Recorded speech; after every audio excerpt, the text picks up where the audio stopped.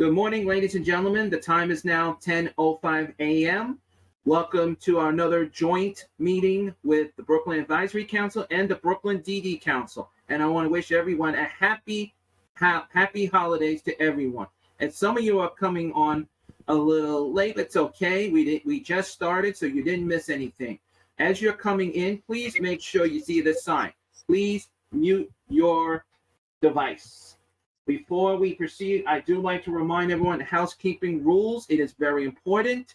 As a reminder, everyone, please, for all our sakes, please, when a speaker is speaking, like Joyce, Deborah, or Tom, please make sure your microphones are muted and make sure you're listening very carefully. There were times in past meetings we had people interrupting. We cannot proceed with interruptions. In your devices, you have a hand raise, which has been updated to a smiley face called REACTIONS. Please click on it and use the hand raise. As a reminder, please mute as you're coming in. Also, if you need closed caption, it is available in the More button. Also, please check your Wi-Fi. As you know, areas are being worked on in areas because they're updating with the 5G. Please be very cautious with your Wi-Fi and always check your firewall systems at all times to make sure that you can make sure listening to the meeting. As this meeting is recorded, we're reminding you all to please be very cautious on that. And if you see the hand says questions, please raise your hand or please put your question into the comment or say, I have a question. We will make sure we'll keep an eye on the main part of the chat on that as well. So please make sure everyone, please follow the housekeeping rules. Before we proceed our regular business, I need a motion for the minutes. As noted, the minutes are available on A, our website, B, was emailed it by this past weekend. I need a motion. This is Deborah Gregg, Chair of the Advisory. I make a motion to accept the minutes. I need a second. I'll second it. Thank you, Please Ann. identify yourself. Ann Menine. Ann, say who your name is again. Ann Neo. Thank you. Thank you. Second. Okay. Thank you. Minutes You're are. welcome. Thank you. As a reminder, everyone, the minutes are available on the website as well as was emailed. If you didn't get it, that means your email may not gone through. As a reminder, please check your email in spam. Now, I want to once again welcome everyone, and I apologize if I'm changing screens. Let's just say computer season doesn't like me, but it's okay. First, I want to welcome everyone and happy holidays. Since we've always been doing every year the ugly sweater season, I'm just going to use holiday stuff as peace and love. Before we proceed, before we introduce the young and handsome person who's actually leaving, I was going to ask if Deborah, Joyce, Brian want to say a few words before we introduce the young gentleman, very famous, and he's been so popular. I know he's ready to kill me, but I don't care because it's a good moment. Tom, as you know, Tom, this will be Tom's last and final meeting. So I am asking anyone. I'm asking Joyce, Deborah, and Brian. Do you want to say a few words before we introduce Tom? Yes, I just want to say on behalf of every parent that's ever been on any councils, advisory, your DD councils, we thank you, Tom, because you are very, very parent-friendly and very helpful to all of us. So I want to thank you for everything you've done for us. And I'm keeping this short right now, and I'm letting Joyce make the next comment. And Brian, thank you. Hi, Tom. Well, thank you so much. We go back a very long way, longer than I care to remember. But, certainly over the years, we've seen a lot of changes, a lot of development, a lot of good things. And really working with you and these past few years with IAC have brought tremendous changes and good things for the DD field. And we will miss your leadership, and continue to wish you much success in your retirement, and enjoy and take some time to smell the roses. Absolutely. Thank you. Brian? Brian, don't tell me you're Right. choking up already. No, thanks, Chris. I just want to say the same as everyone else. Thank you, Tom. Been a great asset to the field and all of our agencies and all the families, and big shoes to fill with you leaving, but enjoy your retirement. And I know no one ever actually leaves this field, so we'll see you around. True. Yeah, not entirely. I'll be around some form or another. Thank you, Brian. And Tom, I know I said this already in the Bronx as my other hat, but now I'm wearing all my hats combined as one. Tom, I want to thank you for a lot of reasons. And if I say all of them, we'll be here until the next year. And by then, we'll not. But I think with everyone was saying here today, and I know everyone said in every borough, Tom, when you became IAC, you showed everyone we have to work as a team. It doesn't matter if we're a parent, individual, or sub-faculty, or of agency staff. We all have to work together. And our mission is still will continue. It doesn't matter who's our advocates, who our families are. We still have to continue advocating until everything, and which we all know that's going to happen maybe another 1,000 years, but the legacy will still continue. I want to thank you. And I know everyone here is maybe crying behind the screens or having a shocking moment, but I want to thank you. And you know that some victories did come in from not just in the agency world, but in transit world. And everyone working together did a really big help. So, Tom, thank you on the bottom of my heart, and to everyone. Thank you. And now I introduce to you Tom McInerney, the legendary. Thank you, Chris. Well said about everybody pulling together, because we are all in this together, aren't we? We don't always agree. We have different perspectives. We have different ways in which we think the system or services or where money should go. But I think ultimately, Chris mentioned the word mission, which is what I've been trying to live up to for my years doing this. And that mission won't leave because I am retiring.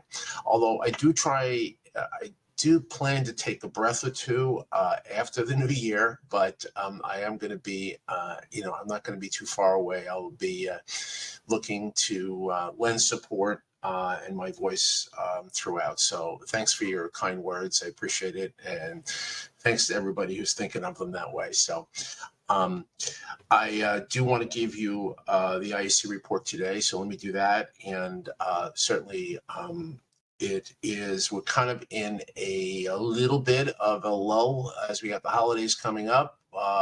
Actually, they're already here. And we have, we're going to be awaiting the new budget that the governor will be providing. So she is giving her State of the State messaging on January 10th. And she will be by state law, because after a gubernatorial election, you have until February 1st to present your budget. So we anticipate the governor announcing the budget probably at the end of January. So advocacy never stops.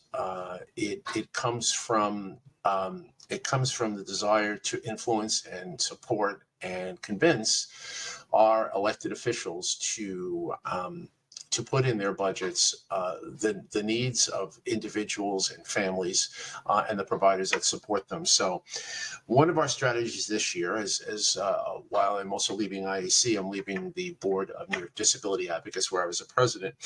And one of our areas of concentration it calls on all of the folks to work with elected officials in their local districts. I've been saying this at other council meetings as well, that we want to really have our families, our self-advocates, our providers, together or even individually, going out to their local legislators to really provide them with the education they need. You know, we have some longstanding legislatures, but there's a heck of a lot of newly elected folks, some of whom understand people with disabilities and their families and services that are needed. Some do not.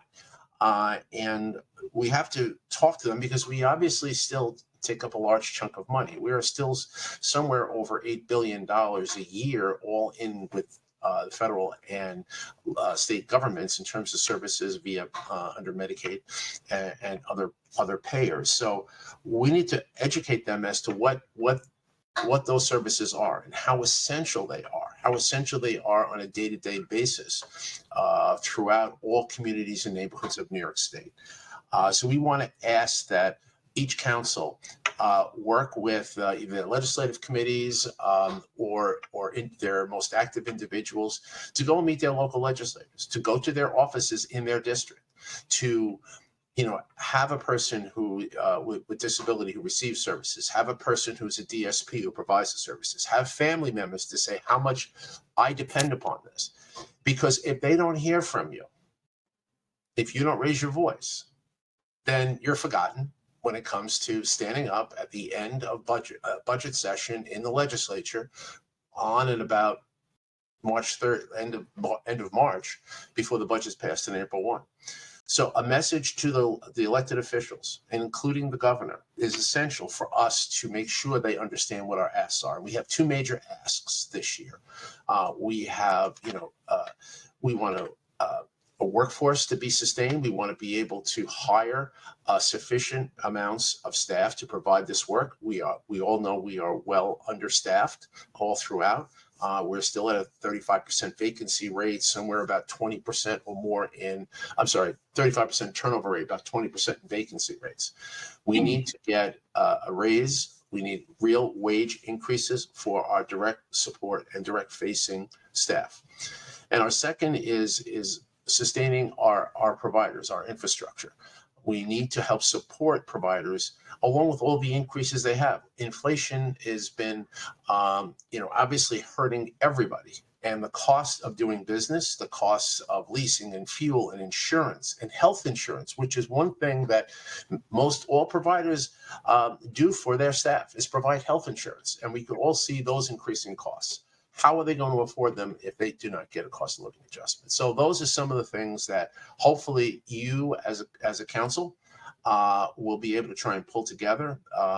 If you can't meet every elected official, meet some of the new officials, meet some key officials so that they hear your voices and that they know when it comes budget time that they have to address this issue. So I wish you luck in that particular area, and I hope that you're able to get out there. I meet with my local assemblyman. I talk to him all the time, and he's been very supportive. So I'm hoping you're able to do the same. That's one. This world, as you well know, operates, and they don't want to hear impassioned pleas. They want data. So we are also conducting surveys of our provider agencies to update the data. Every 6 months, we try and update it so we can show and prove exactly what the staffing crisis is meaning, that programs are not open, that at day services, not everybody is able to get back. We don't even have the staff in some cases to be able to support them. So those are the things we're going to be doing. Looks like this week and next week, providers will finally be receiving the increases that were passed in the budget on April 1st. Yes, that's how long government takes to be able to say, yes, we're all getting a cost of living adjustment of 5.4% back on April 1st. Well, they're finally getting to it now after all the approvals from the Division of Budget and the Department of Health. So those will be coming through this week and next. Just a quick update. There was OPWD is asking providers to help support the nearly 737 graduates from residential schools. That's both in-state and out-of-state. And so far, they've identified less than half, about 305 individuals who will have some placements going forward over the next couple of years as they graduate. So we know that continues to be a difficult area to get to in terms of residential options. Many residences have closed in certain parts of the state because of lack of staff. So that's why we need to get the staff increases there to get them above minimum wage to be able to continue to open services for those who need it. We're continuing to work with them, OPWDD, on the self-direction and contracting issue. I know some of you are aware of that. It continues to be very frustrating. The limitations of what contracts are and choices for families become really difficult. Certain organizations really have, you get a 5-year contract, and if you go through most of your money and have very little left, you're not able to support a family who may want that particular provider to help them. We know that there's a long-term fix has to be there, but state law is very, very clear in terms of mandating strict adherence to contracting formulas. So we're still working with OPWDD on that one to see where we can make some adjustments. The other areas include self-direction, and we also had the Provider Association meeting on Monday, and we also mentioned, I know there was the Family Support Services quarterly update with the new ADM, and we asked them to make sure that they keep an eye on some of the comments that were made. They haven't really had an internal meeting yet, but they said they will be in getting back. The frustrations of limitations on where families can spend some of the money has been there. They're looking to streamline and to certainly make more efficient how Family Support Services dollars are spent. But certainly in doing that, some folks feel as if very legitimate expenses are being excluded. So we asked them to take another look at it. We wanted to make sure that they heard it from the providers as well as directly from families. Couple of words on education before I close. Education is if there's staffing problems for DSPs in adult OPWDD programs, there certainly is a shortage of teachers that continues to result in closed classrooms. Although last week there was a bright spot. There was a press conference a week ago, Monday, I believe, and the mayor had up in Harlem, and he actually mentioned 4410s, which are obviously the private preschool providers who take some of the most difficult children in terms of services and disability levels of disability. There are, at this particular point, it appears as if there's some movement in getting contracts approved.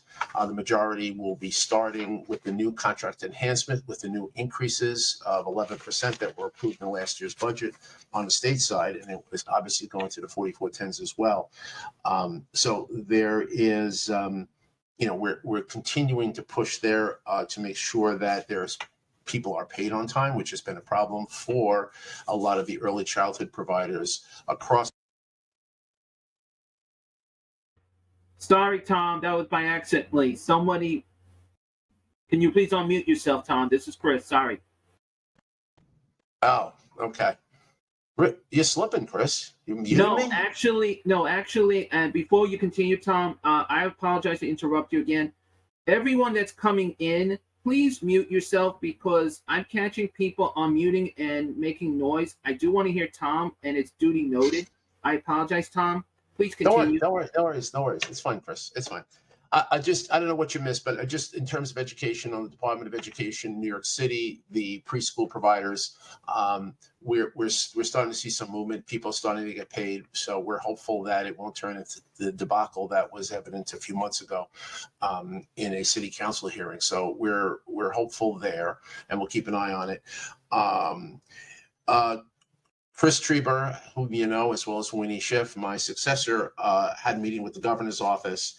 And while there was back and forth and they said they understood, once Chris, who continues to do surveys with our schools, mentioned that there's close to 87 dark classrooms between both the 4410s and the 853s, the school age programs, because they can't find teachers. And they can't find teachers because the salaries are too low, because they leave our schools, our provider schools, and go to the public districts, whether it's in the suburbs or in New York City.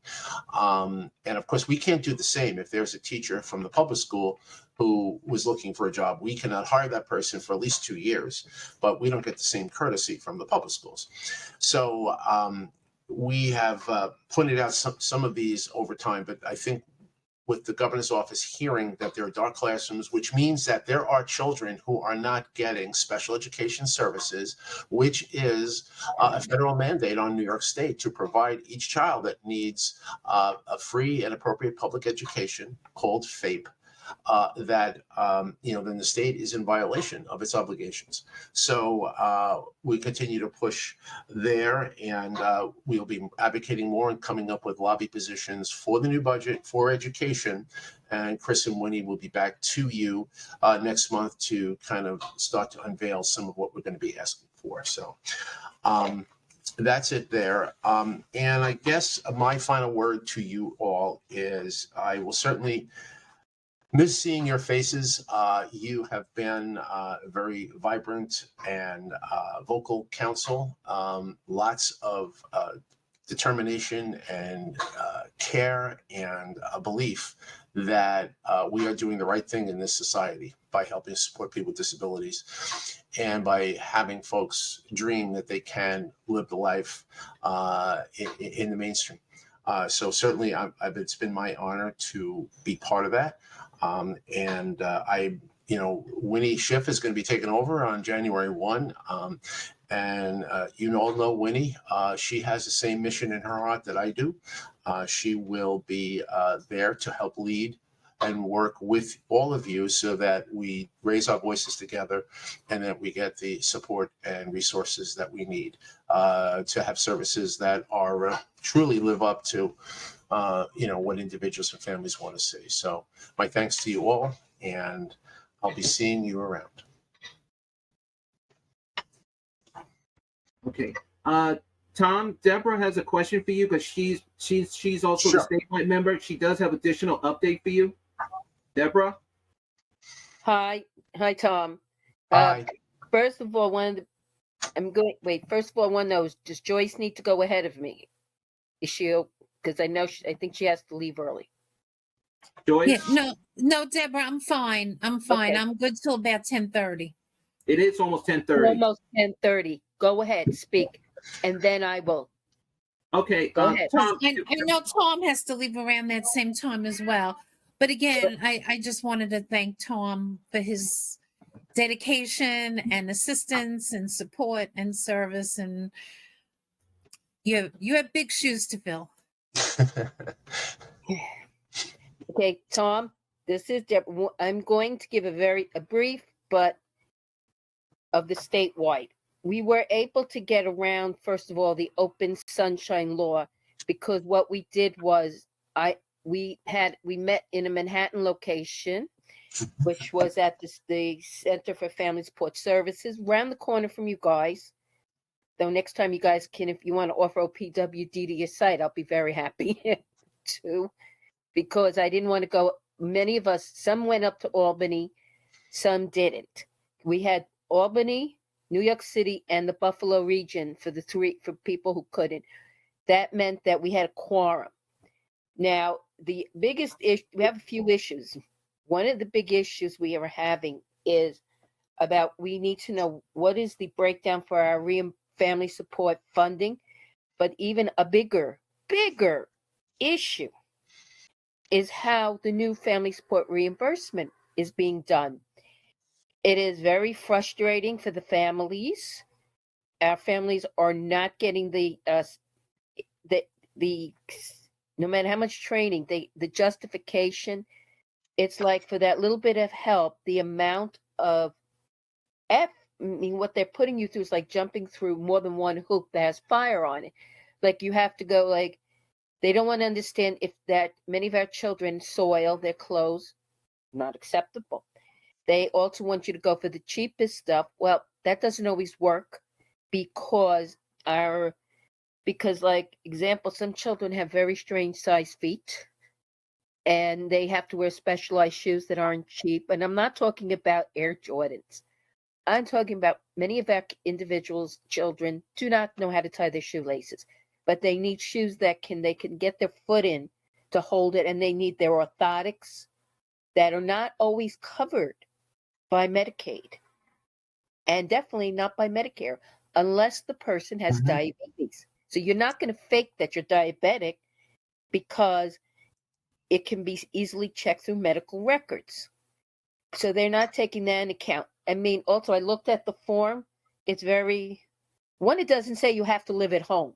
It's not directly saying things, but that's a big thing. And before you say anything else, I agree with you. We have to meet with our state assembly, and I have a new one. Your state senators, I have a new one, but he knows me. Our city council people, because of the school issues, as well as all the staffs of all the politicians should know you locally, because once they do know you, it's easier to advocate because they're the ones who are going to do 99.75% of the work to give the information back to the legislator who can vote on it. So I take that very seriously. Also, another thing is we have 59 community boards in New York City. Everyone, you can go on, find out from your borough president or the mayor's unit when they are, and people should be going to them because that's where a lot of the elected officials and staff, and you can talk for 3 minutes in public session. And there's one more thing I want to say. I never forgot the first time I saw you doing when you were in the Bronx, you were the chair, when you did that honor, and you and Fred, I loved it. The way you guys were so cool. I just want to tell you how much we all love you. Well, But thanks. that's the big issues, and I cannot blame. And I want everyone here before I say this is the last thing I'm saying. Please do not give a hard time to any of the family support coordinators who also look over for reimbursement. They did not set this ADM up for reimbursement. So I'm asking everyone, don't do that. Thanks, Okay, Seb, and thank you all. I need to run. Thanks once again. Stay well. Keep on advocating. We will. Thank you. Joyce, are you leaving? Thank you for your help too, Joyce. If you need to say anything, Joyce, go right ahead. Go Okay, ahead. no problem. Yes, unfortunately I have another meeting that I have to go to, but I wanted to thank everybody for joining us every month and learning on this important information we have to share. And I wanted to wish everybody a wonderful holiday season. And we'll be back in the new year with full strength. Thank you very much. And thank you, Joyce, for being a fantastic chair of the Brooklyn DD Council. And I appreciate that we've been able to work like a full team members together. Enjoy your holidays and please stay well. Thank you. You're welcome. Okay. Also now, I just want everybody to understand. This is Deborah. Okay. Chris, I want to finish something on the report that I forgot. I want everybody to know. Hold on a second. What? We're not up to your report yet. We have the OPWDD. I want to make sure, then we can get to you. No problem. Because that's the agenda. Because remember, Joyce said she had to leave early. Let's keep the agenda where it is on order. No problem. So who's doing is it going to be that's the question I'm trying to find out. Who is here from OPWD has a update report from OPWD? Please identify yourself. I know I saw Janet and I know I saw Angela, but I have not seen Lucy or Delia Tucker. Or Nina. I think they forgot Okay, again. this is Angela Blades. I have not been given an official report, so I cannot give you any updates on OPWDD other than the reimbursement, as Ms. Greif so eloquently said. Please don't shoot the messengers. We are trying so hard to get some changes to this reimbursement because it's really not that fair to the downstate families who really need this service. So, I mean, if we ask for documentation, please try and provide it because it's what we need. And we're so sorry you guys got to go through this, but we're doing the best we can. As far as changes, there's no changes that I know of at this moment. If you want to make any changes to your contracts, you should send us that information like ASAP because we're trying to update the contracts for next fiscal year. I think that's all I have to say, other than I wish everybody a happy holidays. I guess it's happy Hanukkah and Merry Christmas, happy Kwanzaa, all that good stuff. Thank you. And just to add in, Angela, before you leave, and I know Janet Davis is here. I agree with both everyone saying. Please, everyone, if you have a question for them, can Angela, for representing Brooklyn, can you please put your email into the chat so therefore everyone has it? And I remind everyone, please have patience. Angela and every coordinator are responding, but remember, they do have a lot of people to respond. So have patience, have some courtesy, because with these new changes, it is not easy for them. They're just the messenger. You can't kill the messenger, or as like we say, you can't shoot the deputy. So please, comments, everyone's please, pass the word out. Have patience, have some courtesy, and as you know, the holiday season is just around that corner again for the Christmas and New Year's. Remember, they do go on vacation too, so they will get back to you as soon as possible. So please, let's give the courtesy for that as well. Angela, if you heard me again, if you have a chance, just put your email address in. Does anyone have any questions for Angela Blades or anything of those questions? And I know I saw people put comments for Tom, and he did get it, so I made sure of that. So he says thank you. He just texted me back. Email me back.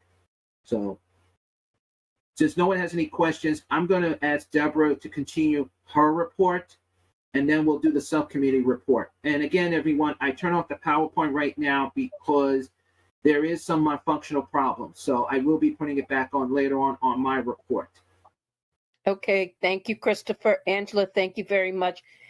We are I want everyone to know how upset the statewide family members, the members are. 19 of us, we are not happy with the ADM changes. We understood things had to be, we know things had to be adjusted, but we didn't expect that we were going to be told to jump through major hoops. It is not always easy, I understand, to get notes or letters from doctors, prescriptions. It's extremely hard. We understand that. But also remember something. Anything that has to be approved now also has to go up to Central. That means Albany. That means that you need to fill in everything carefully. We want you all to know that we have parents who have children who need the help.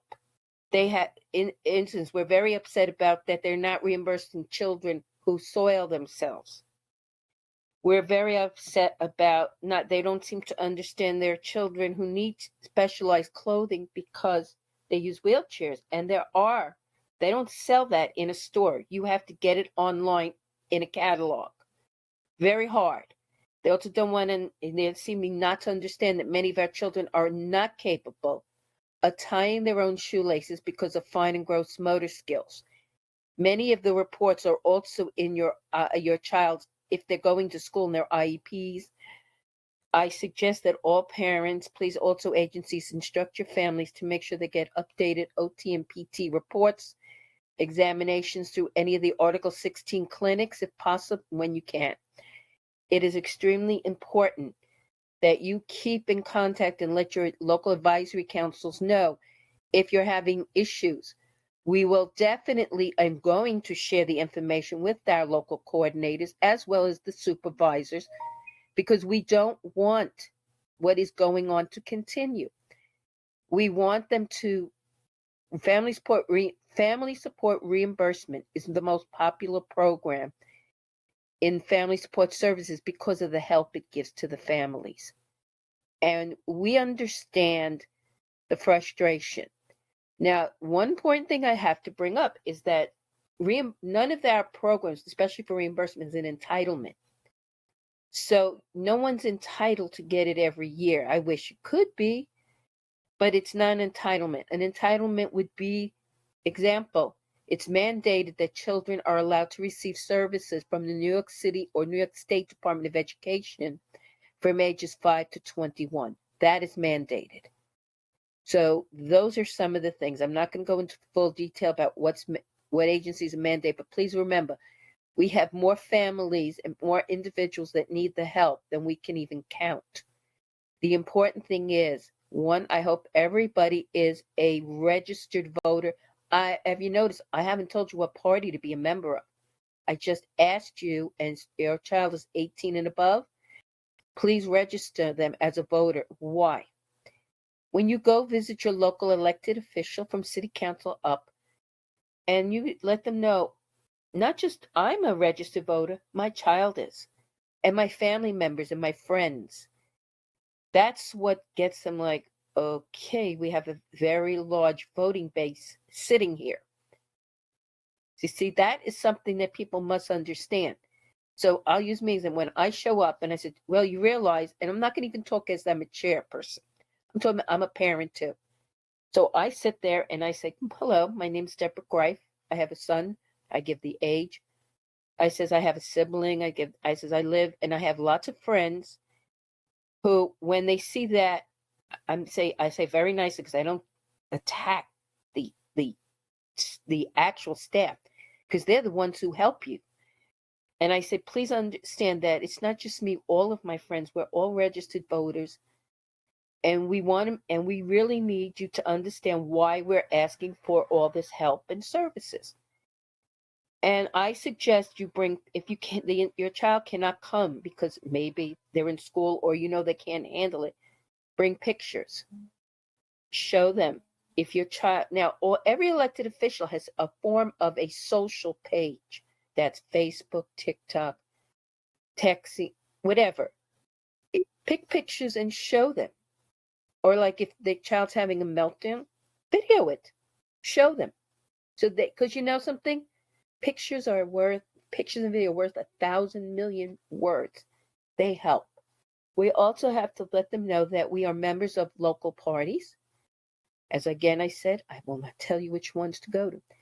Also, if you want backup, because when you need to your child needs to go into a, say, residence, you need to make sure the community board, your local community board where the house will be situated, is on your side.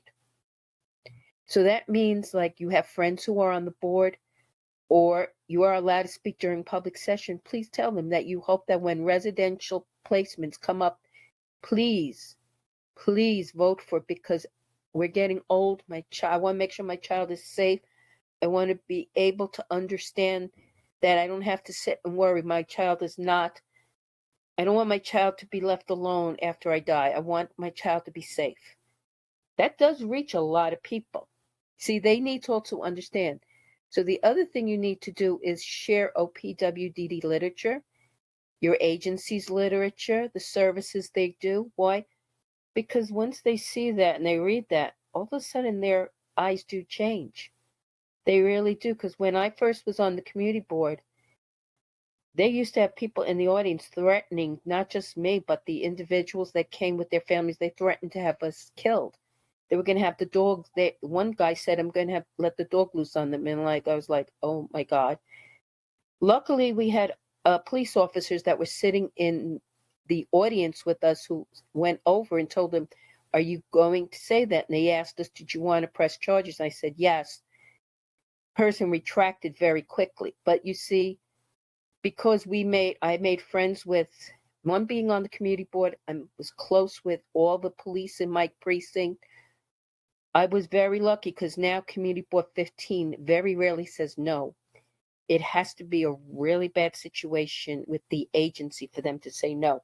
They are very pro OPWDD, and they have defended, and they would even show up if there was a commissioner's hearing to defend the home and the families. So it's very important that you make friends with everybody, because the staff there, all the elected officials and the community boards, and go to the precinct council meetings, even if they're done virtually. You want to make sure they know that you have a child with developmental disability and you live in their precinct district. So those are some of the important things we have to do. Now, I also want to thank every person from the public who went to the public session, who tried to speak for the public session at the statewide. Now, you still have the right to put your comments in. You can go through the link in our advisory council and email OPWDD what you think and feel. We were able to get the meeting to go from 2 hours to 4. But as we see, we have more speakers than who could get to speak. Well, please, I'll let you, when we have our next meeting, I will keep everybody informed. I would like you all to be able to speak in the public session. So please, if you weren't able to speak, tell them you want to be able to speak, because then maybe we can get a larger public session and we'll have more hours, because we know how important our family support services are. They're the gateway into OPWDD to get the right services.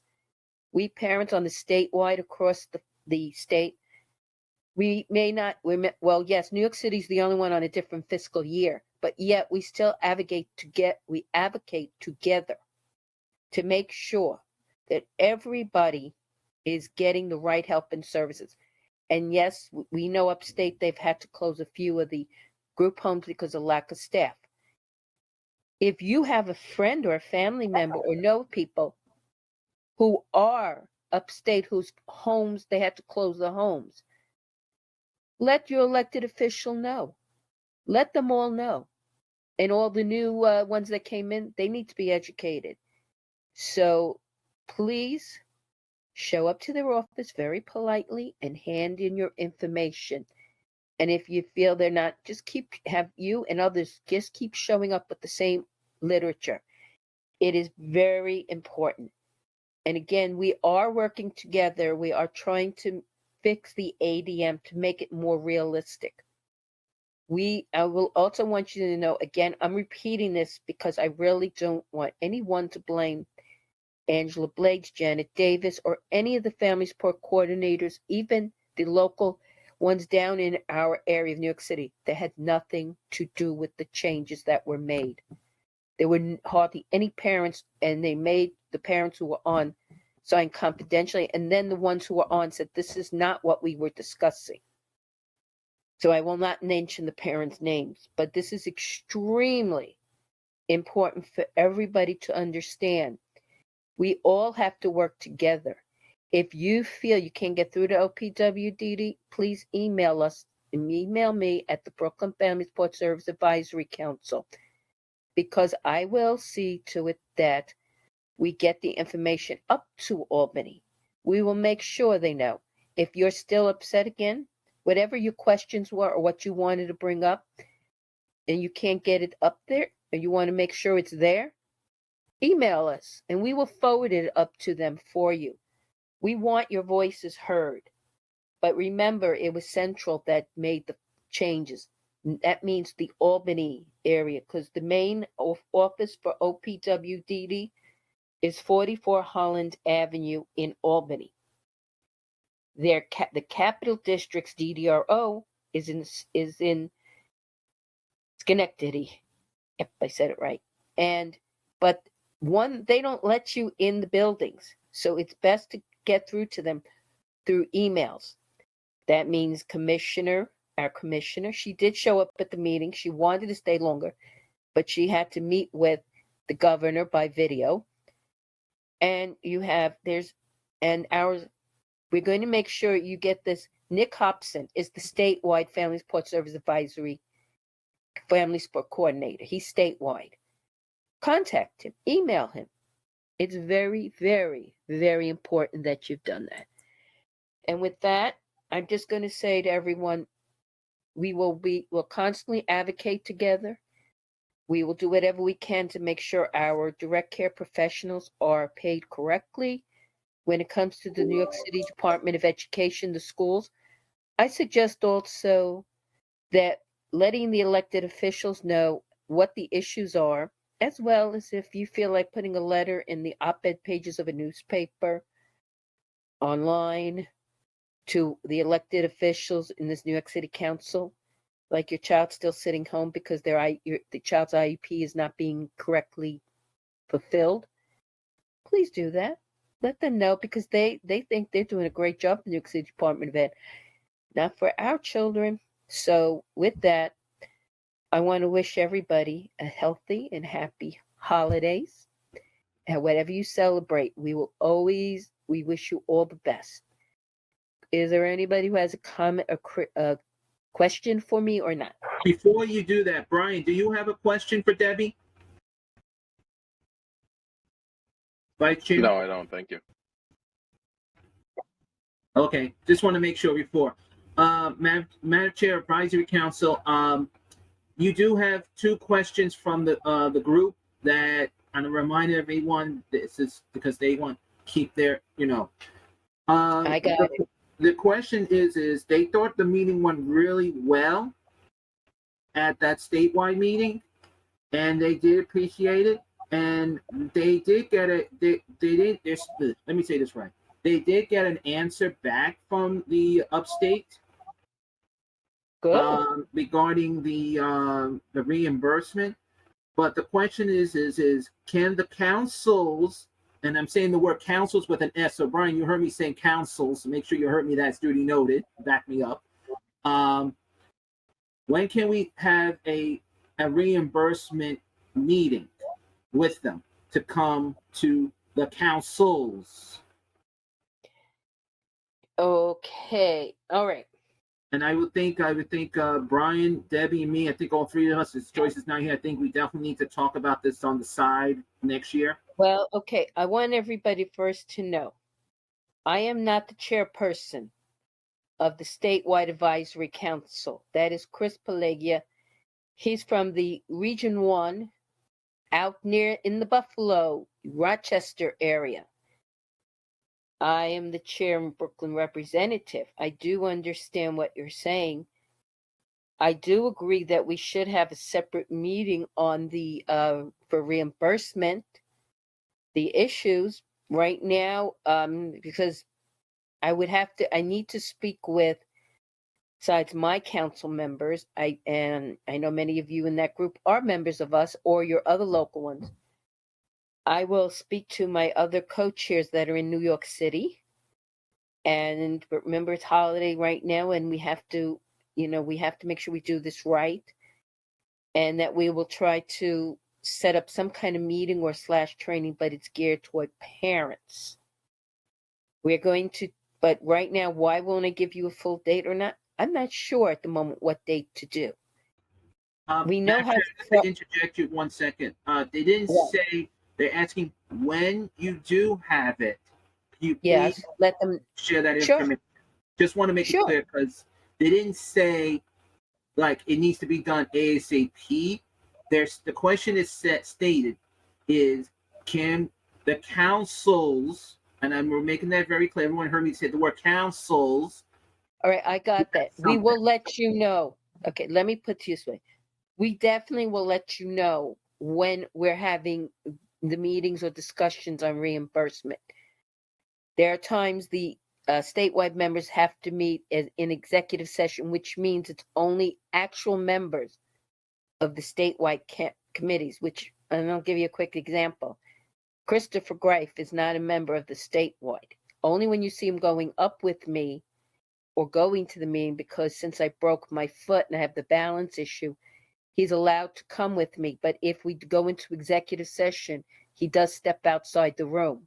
because we then have to talk but amongst ourselves. That's the same thing on a community board. But will I let you guys know?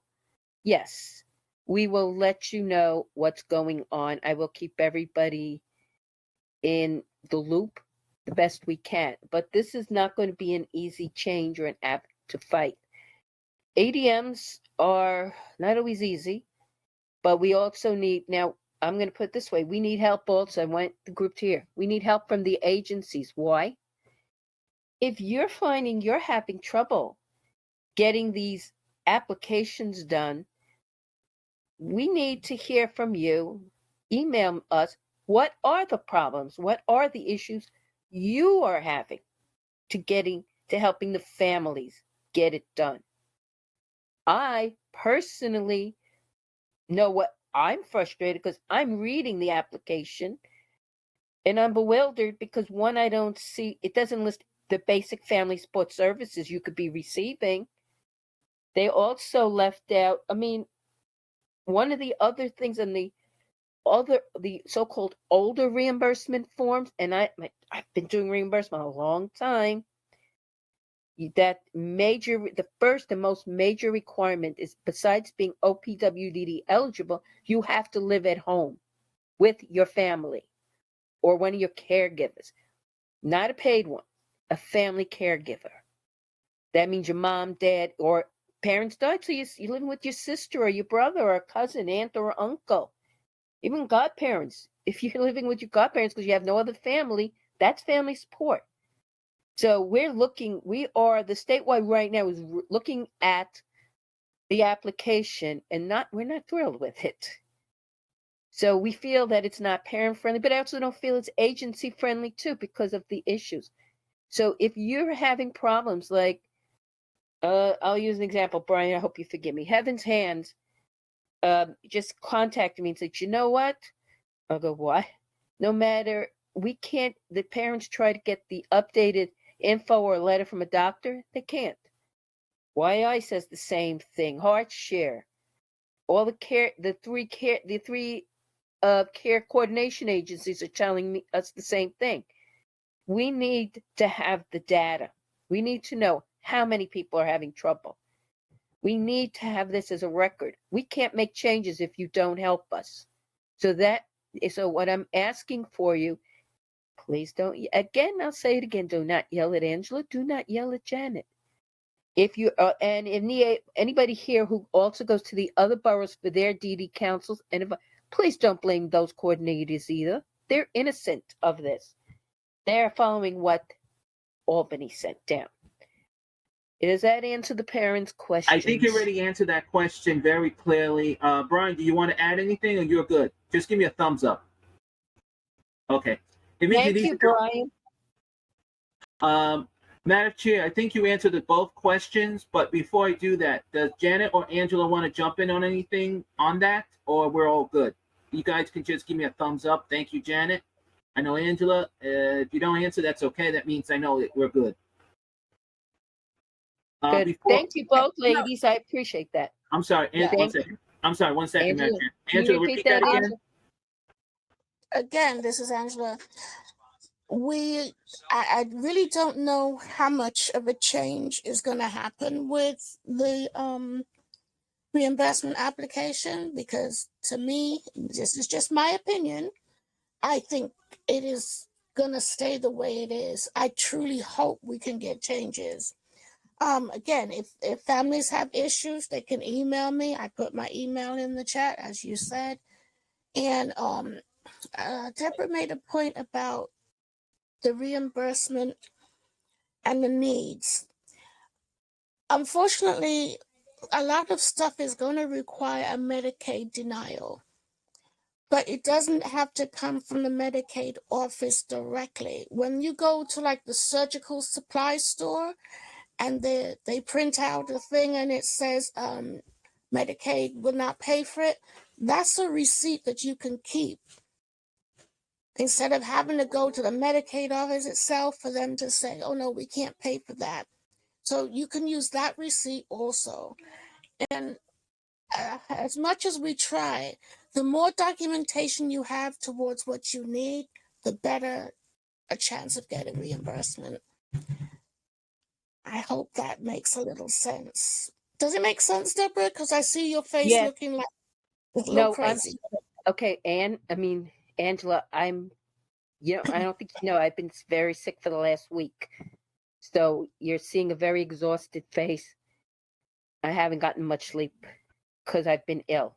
But I just Angela, make sure. I do have a comment for you. They're saying to both of you, Deborah and Ann, saying, and I know this is also for Janet Davis, they're both saying thank you because what you're both saying, it's making feel relief that things are going to get done or it may not get done, but they're actually, you guys are making making sense. So the group is saying thank you. So let's just Welcome. let's keep the love and peace, and that's all we have to do. Brian, you want something to add? Someone just unmuted? In my opinion, the more emails, the more complaints that they get upstate, the more chances that we might get some things changed. So keep the emails coming.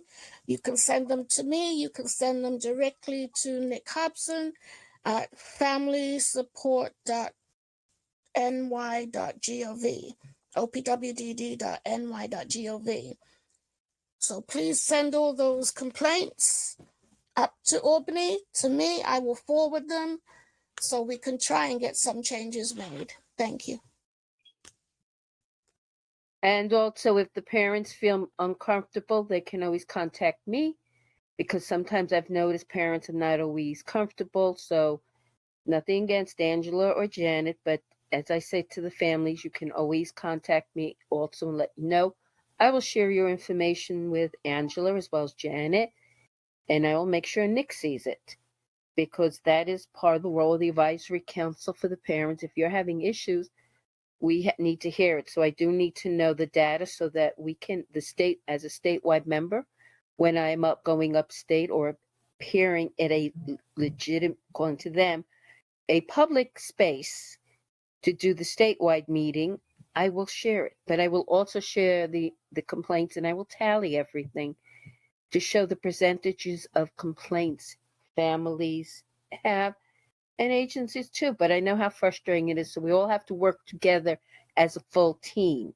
And that is the role of also the advisory council. We need to know if this program now is not working. I don't need I don't know why. No, I need to know, saying on and off over the years, I was able to get special type diapers because Medicaid wouldn't pay for it because of my child's body weight or size, shoes or other things. They need to know, and we as parents we need to know the frustration you're going through. So thank you again, both ladies. Is there any other questions, Christopher? No, we're good. Thank you. Okay. Now, Brian, do you want to give a small report since Joyce had to leave? I think, do you want to add anything on the DD Council end? We don't really have, as well as the we don't really have much to add from the DD Council other than that, as Joyce said, wishing everyone a happy new year, and to know, as we've talked about in past meetings, that we are still working on some type of mini resource fair come the spring. Again, we're asking for some help and support with that because it does take a lot of hands on deck to make that happen, but that is our plan to still try to get that up and running for the spring. Brian, a couple of my families would like to know, can you please put your email in the chat for them? I sure can. They thank you very much. Okay. And Brian, can you also type in Joyce's email?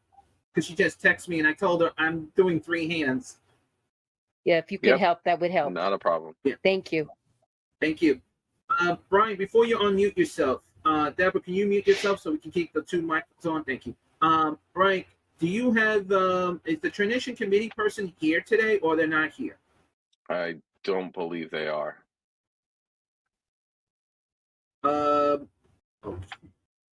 If you get, all I know is the last transition meeting went well because I've been hearing a lot of compliments from that committee, and their schedule, their meeting is still. But the only question, Brian, that is a comment question mark. Are they meeting in person or still virtual? That needs to be updated. They're still Yes. being virtual. Okay, because they were supposed to get back to, because this is a question that came into the chat earlier. A lot of people are asking, is it virtual next month or in person? Yeah, I don't think they have any plans at this time for in person due to one, there's better attendance virtually, and finding space with still safety and protocols in place at a lot of agencies. It's hard to get space within agencies. But I think what we've all learned and seen over the last almost 3 years now is that it's much easier for people to attend. It's much more convenient for people. So for now, the plan is to remain virtual. And just so everyone knows, just to back up Brian, the next meeting is scheduled on January 19th. Brian, can you just double check with them? Is it still the same Zoom meeting ID account number? I don't know if and they use the password? same every time, but they have the mailing list that they send out to all the members in advance. Yeah. No, because the one they had was expiring December. So I just need to know, did they extended it? Can you just let me know so I can add it to the Okay. website? And everyone's saying thank you to me. Provider Information Committee. I don't know if Rose, I know Deborah's here, but Rose has a red rose.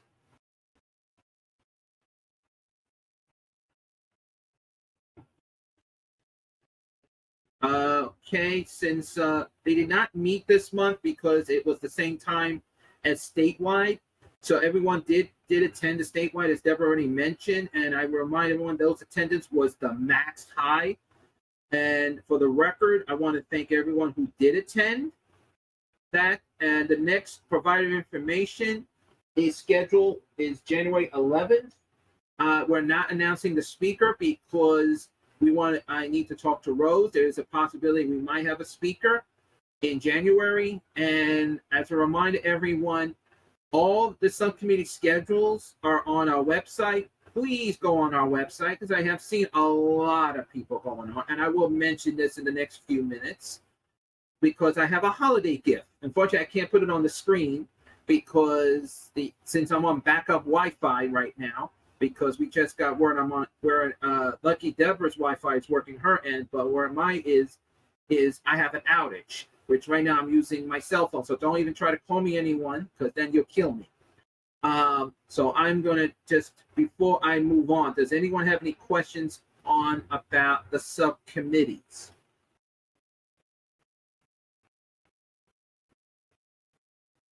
I just want to bring up as co-chair of the provider.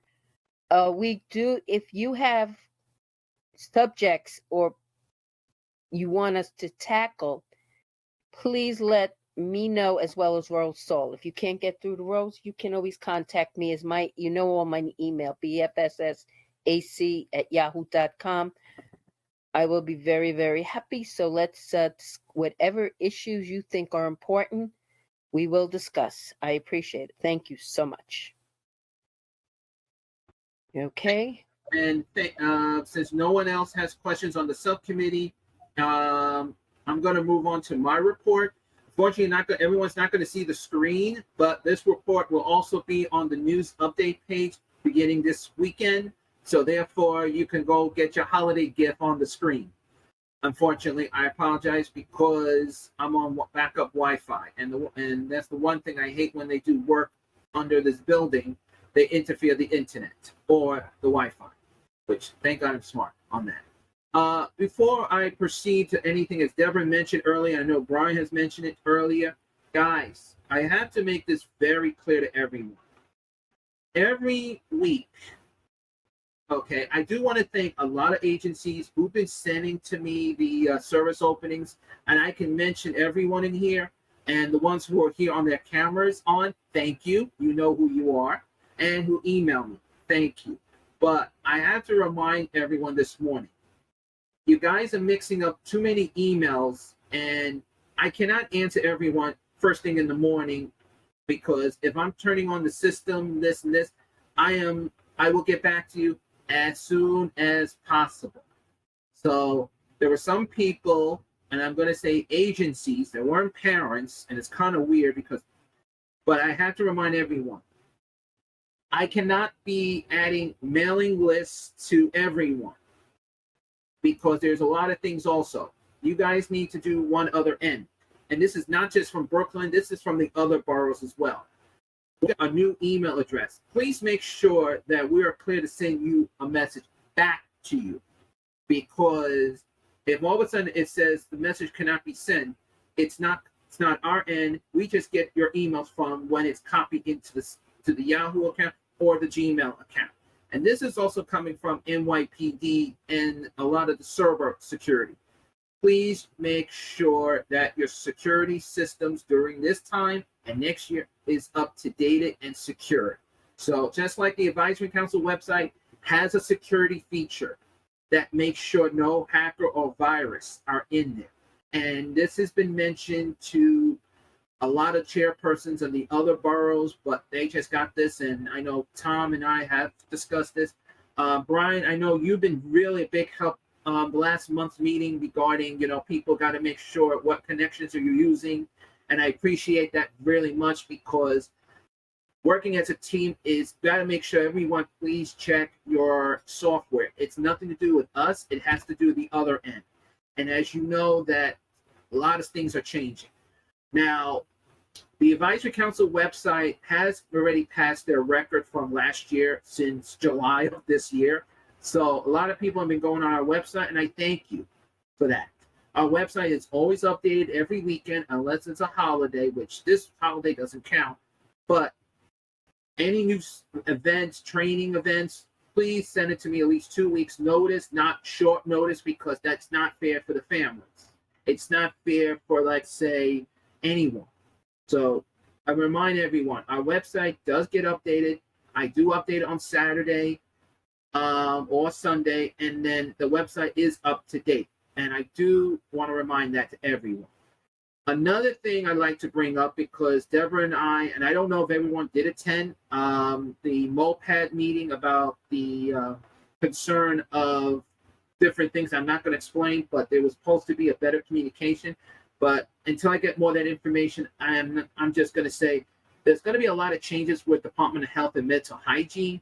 So we're going to keep an eye on that. And once I have more details, I'll be sharing that with Brian, Joyce.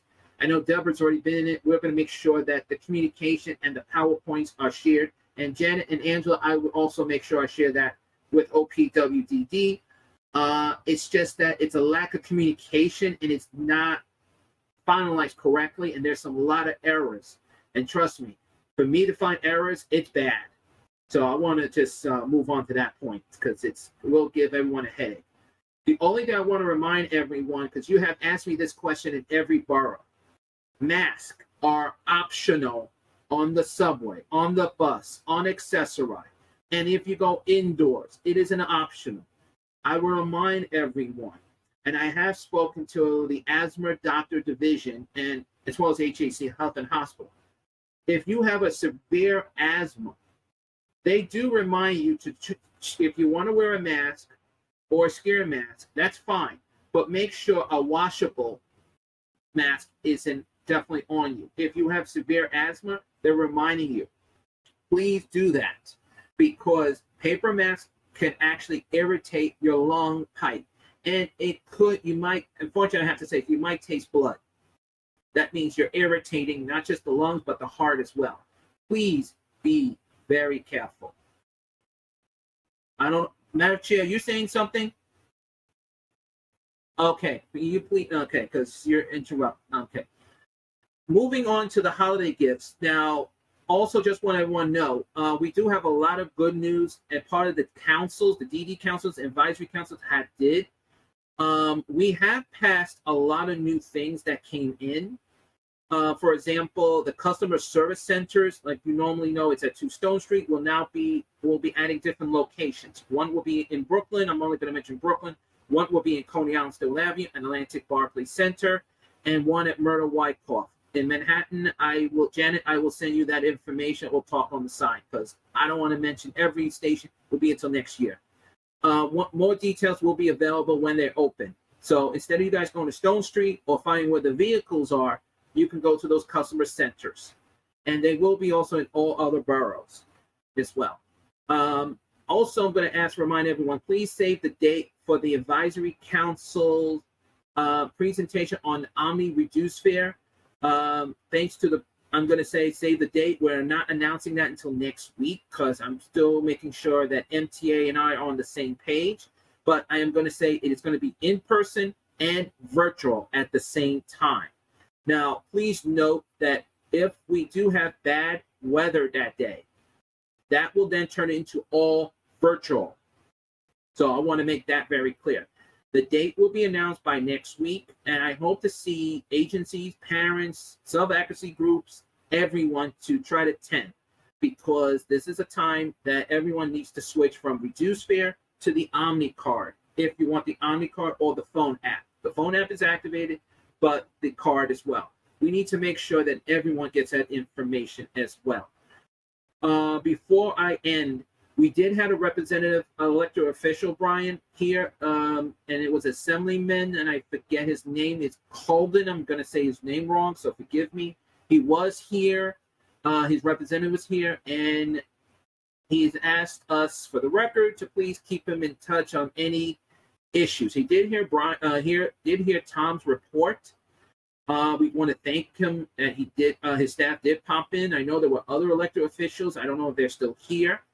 But again, want to wish everyone a happy, healthy holiday, and remind everyone all this information will be on the website, so you can catch up the list. And just to remind everyone, please make sure that you're looking at the Brooklyn redesign buses, because this will affect Brooklyn. Not affect much in Brooklyn, but adding routes to get you your destination to an accessible train station. So your comments are very important, and we need everyone to please attend those. Does anyone have any questions for me before I move on? And since nothing on the chat, okay. Sandy Neighbor, you have a question. Please unmute. I do. I read in the paper that they're considering eliminating the B2. Did you hear about Sandy, that? and it's being, and I'm gonna answer that question also right here. That is, as again, I'm gonna repeat, it's a draft. It is not finalized. That you need to put that into the website, which is on the Brooklyn redesign, and put it in the reason why we need the B2 bus, which we all know it connects to the Kings Highway train station to Kings Plaza. Right. So I would suggest you please put that comment in and pass to everyone else. If anyone needs that bus to run, put a petition, send letters to the MTA bus redesign. Can you put the website on the chat, please, so I can copy Sandy, it? the website is automatically on our regular advisory council website, and right now I'm going to have a little trouble copying and pasting because I'm very limited today. Oh, Yes. okay. Unfortunately, I would have had it on the screen here, but as I said, I'm on backup power. All right. So, and Sandy, you know how to find me on the email as well as the website. It is on the website. I know a lot of people have been getting on it, and I will make sure the link is on the homepage and the news update page again. Okay. Does anyone else have a question for me? But I do want to make a little, want to wish everyone again happy holidays to everyone. Before we do any announcements, everyone who has announcements, please have you're ready to go. And actually, the way we're going today, we're running actually ahead of schedule. So we're moving today, folks. Do we have any elected official representatives popping in? Or if you are a representative elected official, it's very hard to track you. So if not, I am going to move on to announcements. Does any agencies have any announcements? Which I already know Dolores Kahn was going to be the first one. Dolores?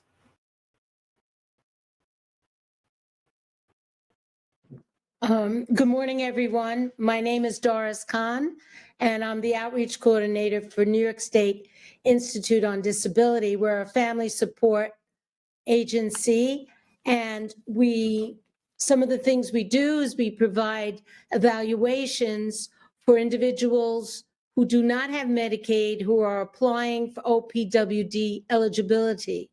If you live in Queens, Brooklyn, Bronx, and Staten Island, you can contact Elizabeth Sunshine at 917-699-6457.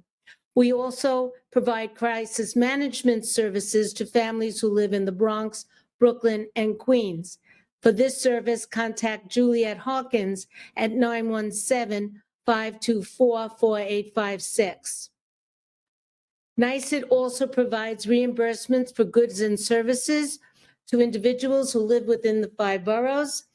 Please contact Jackie Tripodi at 929-202-1115. NYSED also provides free transportation services for individuals who live in the Brooklyn, Bronx, or Staten Island for medical appointments.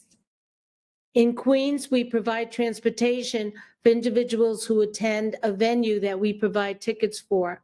If you're interested in this free transportation service, contact John O'Grady at 917-747-9424. A list of our recreation outings, if you're interested, tickets are available for these outings if you live in the Bronx, Brooklyn, Queens, or Staten Island. Contact Sarah Alton at 718-494-6457. Thank you. Everybody have a good holiday and a happy new year. Thank you, Dolores. I know your phone was going off at the same time. Does anyone have any questions for Dolores Kahn? Her information is also in the chat, so please, everyone, copy and paste that to your automatically right into your Microsoft Word document, so therefore you can save it. Once again, Sandy Neighbor. Hello again, everyone. I just would like everyone to save the date. Adapt Community Network is going to have a free webinar on February 9th. That's a Thursday from 11 to 12. And the subject is going to be medical intervention for children with ASD. We're having a speaker from NYU Langone to be announced. Registration is not open yet, but it will be, and we will let you know. If anyone has any questions, please email familyconnect@adaptcommunitynetwork.org or call 718-436-7979 extension 704. And happy holidays to everyone. Thank you. Sandy, there is a question. Is this in person or virtual? It's virtual, and it also will be translated into Cantonese and Spanish. Thank you, Sandy. Very welcome. And that's all you have, Sandy? Wow, I was shocked. Paola? I'll have a lot more next month. Okay, that makes me feel better now.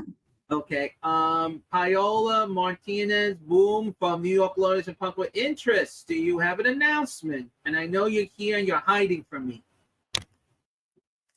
No, I don't have an announcement. I just posted something regarding Tom because he's an inspiration and a great leader, but he's gone from the meeting. So hopefully he read the message before he left. But thank you. I did say that earlier for the record. I did say he did see it, and I did say he said thank you to everyone. I didn't say the person's name because I didn't have permission from you or anyone. Am I allowed to say that? Because I'm playing safe baseball. It's okay. It's okay. Thank you for that. But I just want to wish this council a good next year. It's a strong council. It's a council that does a lot for the families. I know that. And so thank you for all you have done this year, all the work that you have done this year, and looking forward to join again in January. Thanks. Thank you, Paola. And Paola, can you please put your information for New York Lawyers and Public Interest into the chat, please, with a cherry? Absolutely. I will do that right now. And just as a reminder that we represent people with disabilities for free with a nonprofit. We don't charge. And we also do a lot of trainings for free to families and to agencies. So please utilize us. We have a lot of good services, and I'm gonna put our website also so you will see the work what we have done as well. Thank you, everyone. Happy New Year's, happy holidays to everyone.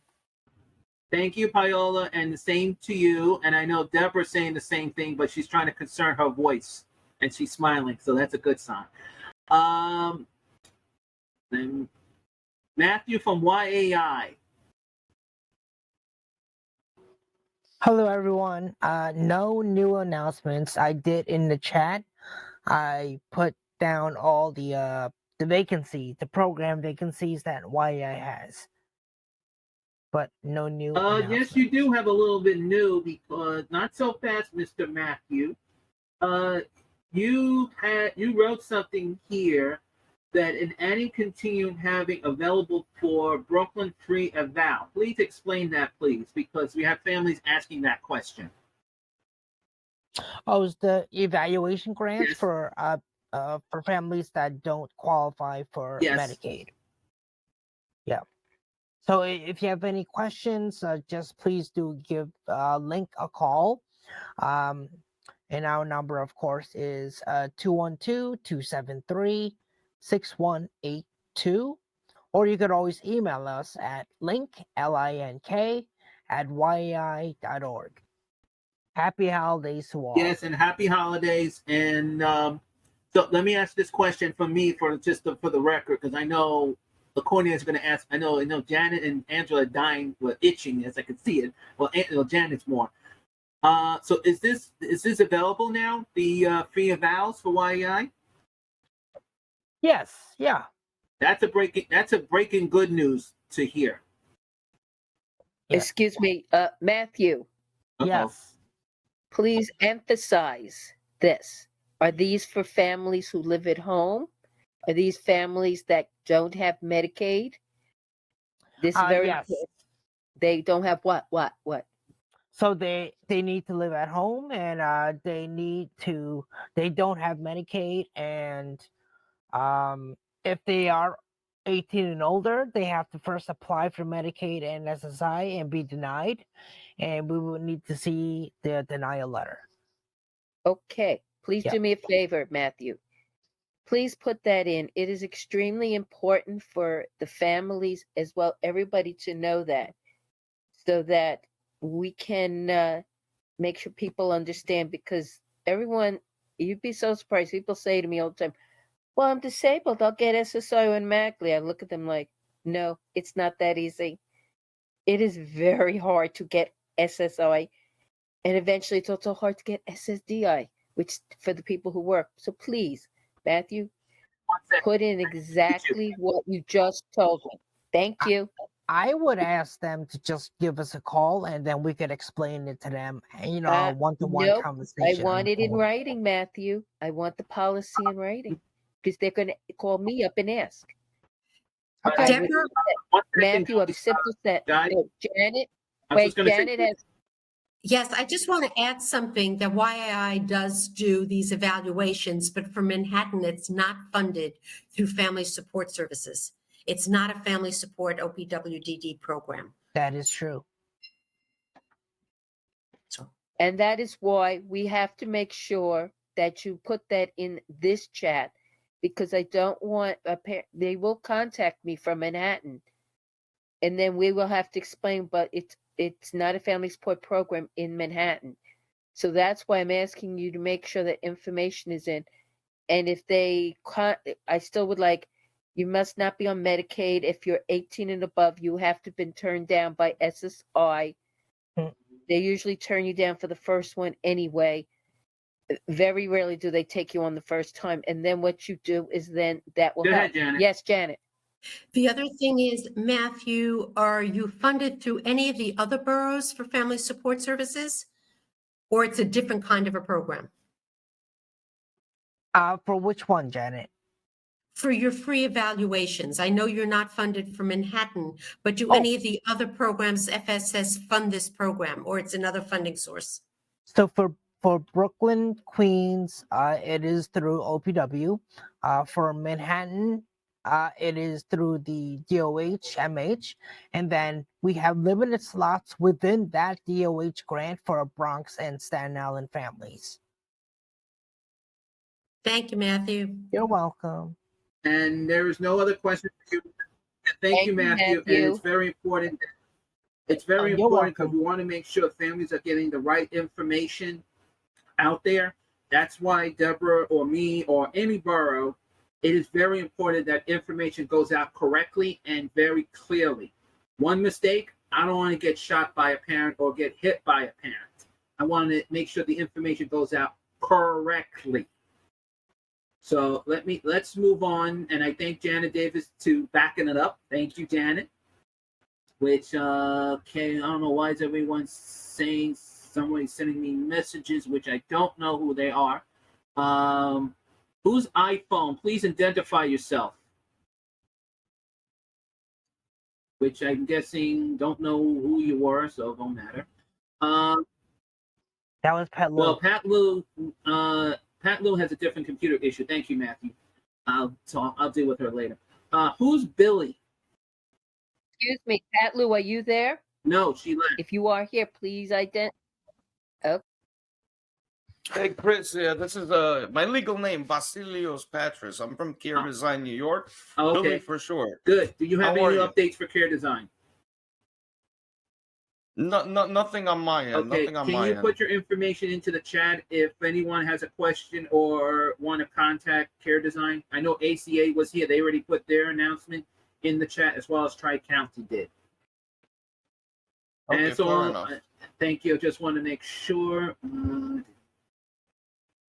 Okay, since everyone. Excuse me, PHP, I saw them come in. Or They already do put they it have an into the announcement? chat. And I Thank will repeat that again. Now, before we end the meeting, just to remind everyone, please during next week, as you know, it's a holiday season. You may see me updating the website, so please have patience, have some courtesy, because want to make sure everything is up to date on all information on this. Our next meeting, which is the 4th Wednesday of January, which is January 25th, will be the next joint meeting. We will have an update and remind everyone that please pass the word out. The full schedule for 2023 for our meetings are on the schedule, but no, this may change for last minute adjustment or cancellation. It can be changed on even the joint meeting, subcommittees, or anything. Please always check the website or go onto the advisory council email. That does come with a message telling you what the meetings and meeting ID code number. And yes, there is a password for a reason. We're trying to ease down the hackers not to come in. We already got hackers going into Zoom, WebEx, and so far not in Ring Central yet, but that's why we have to be very, very cautious.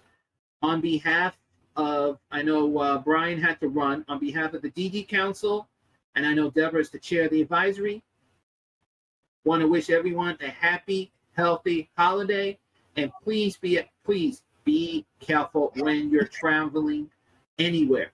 If your trains are crowded or your bus is crowded, please keep washable or something to wear around your face to be safe. And please be safe.